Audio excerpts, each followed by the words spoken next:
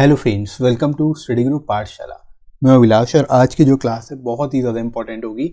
इसमें हम लोग डिस्कस करेंगे ट्रांसलेशन को, और ये ट्रांसलेशन इंग्लिश टू हिंदी होगा।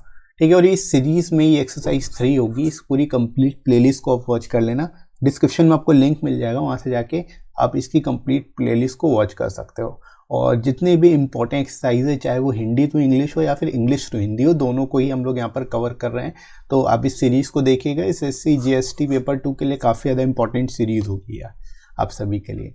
ठीक है दोस्तों, तो इसको आप जरूर देखिए। इसके साथ ही साथ फ्रेंड्स आप इस बुक को ले सकते हो, जो कि एसएससी जीएसटी पेपर 2 के लिए ट्रांसलेशन के लिए स्पेसिफिकली ये बुक आपको मिलेगी। इसमें आपको कंप्लीट ग्रामर जो है वो कवर कराई गई है विद एग्जांपल्स। सारे एग्जांपल्स दिए गए, जितने भी पॉइंट है उससे रिलेटेड एग्जांपल्स हैं, ताकि आप चीज़ों को बेहतर तरीके से समझ सको। इसके साथ ही साथ आपको 50+ प्रैक्टिस की एक्सरसाइजेज दी गई हैं, ताकि आप एक्सटेंसिवली प्रैक्टिस कर सको। ठीक है, जितना ज़्यादा प्रैक्टिस करोगे उतना बेहतर आप स्कोर करोगे और उतना जल्दी आप एग्जाम में ट्रांसलेट कर पाओगे। ठीक है, तो हर टाइप की बेसिकली यहाँ पर जो है आपको सीरीज कराई गई है। 50+ प्रैक्टिस सेट इसमें दिए गए और विद सोल्यूशन, आपको सोल्यूशन भी दिया गया है उनका। ठीक है, और लोएस्ट कॉस्ट में आपको ये बुक मिल जाएगी। एडिशनल 30% डिस्काउंट भी मिल जाएगा। तो डिस्क्रिप्शन में दोस्तों लिंक दिया गया है, वहाँ से जाके आप डिस्काउंटेड रेट पे इन बुक्स को ले सकते हो एसएससी जीएसटी टियर 2 के लिए या फिर ट्रांसलेटर से रिलेटेड एग्जाम के लिए। राइट दोस्तों, तो चलिए शुरुआत करते हैं आज की क्लास। Let's start. तो दोस्तों यहाँ पर आपको एक पैसेज दिया हुआ है। इस पैसेज को आपको इंग्लिश टू हिंदी करना है ट्रांसलेट। ठीक है, यानी इसको हिंदी में आपको ट्रांसलेशन करना है। तो इसको आप कैसे करोगे, चलिए समझते जाते हैं। जैसा कि हम लोग करते हैं, 1 बाय 1 आपको यहाँ पर सेंटेंस उठाना है और उसको ट्रांसलेट करते जाना है। ठीक है, तरीका क्या रहेगा वो मैं आपको बताता चलूँगा। राइट, तो जैसे पहला यहाँ पर पहला पॉइंट है कि man is a social animal. This means he can not live alone. He lives in society consisting not only his own family but also of other families। ठीक है, तो यहाँ पर simple man is a social animal, is लगा है यानी present में sentence बनेगा। यानी मैन और एनिमल, इसको कैसे लिखोगे आप कि मनुष्य एक सामाजिक प्राणी है। ठीक है, मनुष्य क्या है, एक सामाजिक प्राणी है। Right, this means he can not live alone, यानी कि वह अकेला नहीं रह सकता। तो दिस मीन्स, इसका मतलब है कि वह अकेला नहीं रह सकता। ठीक है, जैसा दिया हुआ वैसे ही आपको ट्रांसलेट करते जाना है। जैसे जहाँ पर जो साइन लगा होगा वैसे ही वहाँ पे आपको साइन लगाते हुए चलना है। ठीक है, इसके बाद देखो, he lives in society consisting not only of his own family but also of other families.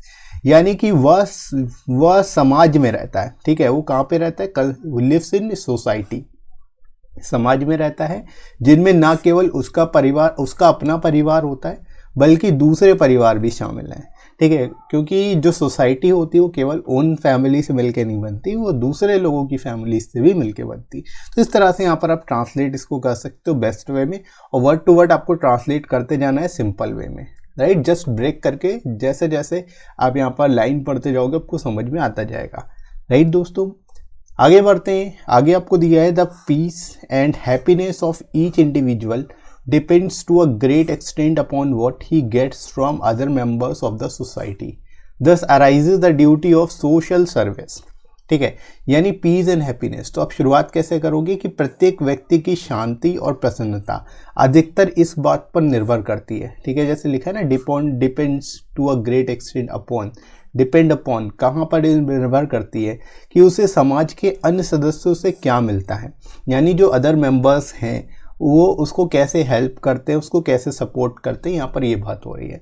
ठीक है, तो अन्य सदस्यों से उसको क्या मिलता है उस पर डिपेंड करता है, निर्भर करता है।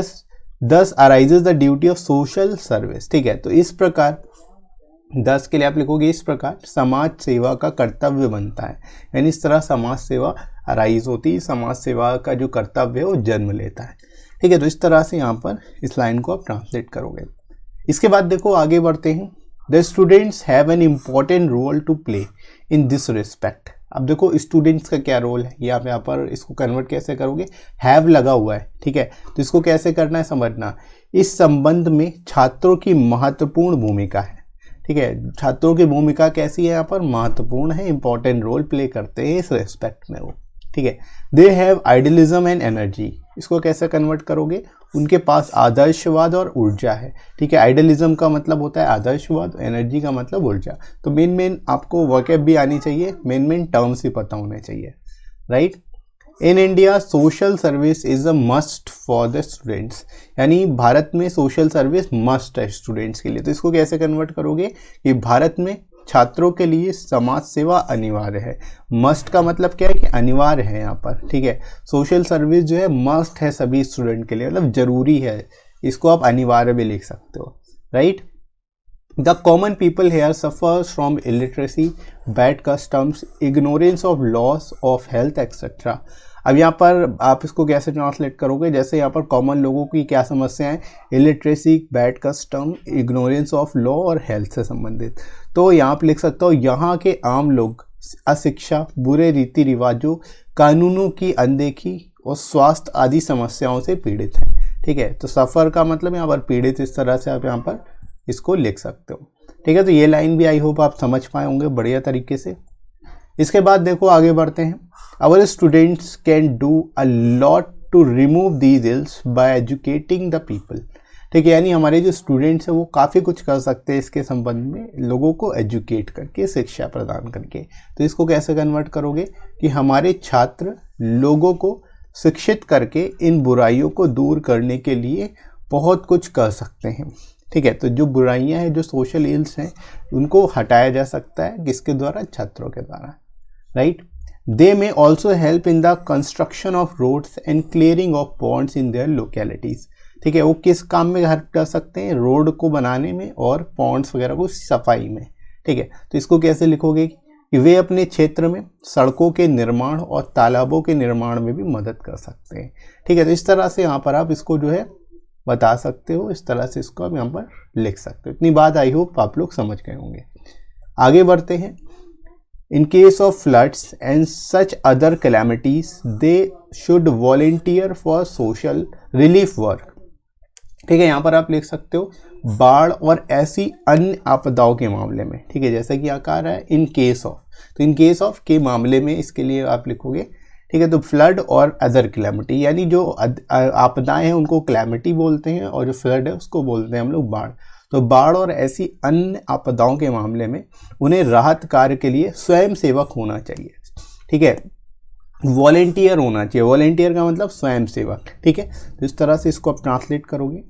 इसके बाद देखो, all these activities properly directed will not only benefit the people, they also do a great deal of good to the student themselves, ठीक है। मतलब इससे क्या होगा, इन सभी गतिविधियों को सही ढंग से निर्देशित करने से न केवल लोगों को लाभ होगा बल्कि वे स्वयं छात्रों का भी भला करेंगे, ठीक है। नॉट ओनली बट ऑल्सो लगा है यहाँ पर, आप समझ जाओ, यहाँ पर नॉट ओनली बट ऑल्सो यहाँ पर लगा हुआ है, नॉट ओनली बट ऑल्सो, ठीक है। तो बट की जगह कॉमन लगाएगा, यहाँ पर ऑल्सो लगा है। तो इसको आप लोग कैसे कन्वर्ट, ना केवल ये करेंगे बल्कि वो भी करेंगे, इस तरह से हम लोग इसको नॉट ओनली बट ऑल्सो वाले कन्वर्ट करते हैं, ठीक है। तो वही चीज़ आप यहाँ पे कन्वर्ट करोगे, इन सभी गतिविधियों से को सही ढंग से अगर निर्देशित करने से न केवल लोगों को लाभ होगा बल्कि वे स्वयं छात्रों को भी का भी भला होगा, राइट। उसके बाद आगे बढ़ते हैं।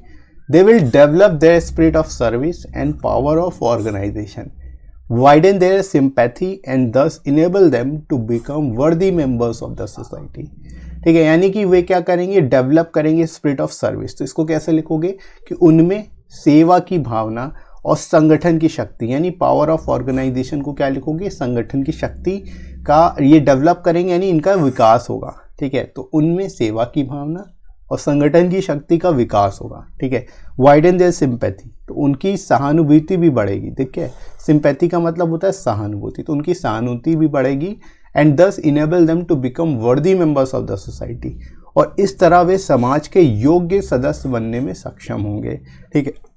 तो यहाँ पर वर्दी का मतलब क्या होता है, योग्य होता है, और सोसाइटी के वर्दी मेंबर बनेंगे यानी समाज के योग्य सदस्य बनेंगे, राइट।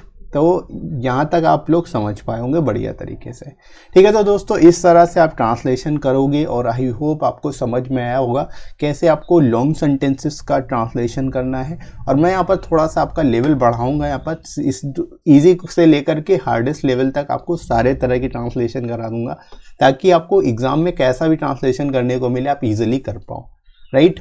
तो आई होप ये वीडियो आपको अच्छा लगा होगा, और इसके साथ साथ फ्रेंड्स आप लोग टेलीग्राम चैनल को जरूर ज्वाइन कर लेना। इस पर आपको सारी इंपॉर्टेंट पीडीएफ्स मिल जाएंगी और क्लासेस की नोटिफिकेशन मिल जाएगी, ताकि आपकी कोई भी क्लास मिस ना हो। ठीक है। इसका लिंक, टेलीग्राम चैनल का लिंक मैं आपको डिस्क्रिप्शन में प्रोवाइड कर दूंगा, साथ ही साथ कमेंट सेक्शन में ही पिन कर दूंगा, वहाँ से जाके आप डायरेक्ट ज्वाइन कर सकते हो। इसके साथ ही साथ आप मुझे अनअकैडमी पे ही फॉलो कर सकते हो। और ये वीडियो आपको कैसा लगा कमेंट करके ज़रूर बताइएगा। वीडियो हेल्पफुल लगा हो तो लाइक कर दीजिएगा इस वीडियो को, शेयर करिएगा अपने सभी दोस्तों में और सब्सक्राइब कर लीजिए इस चैनल को अगर आप में से कोई नए हैं तो। राइट फ्रेंड्स, तो अभी के लिए इतना ही। नेक्स्ट मिलते हैं अगली क्लास में। Thanks for watching.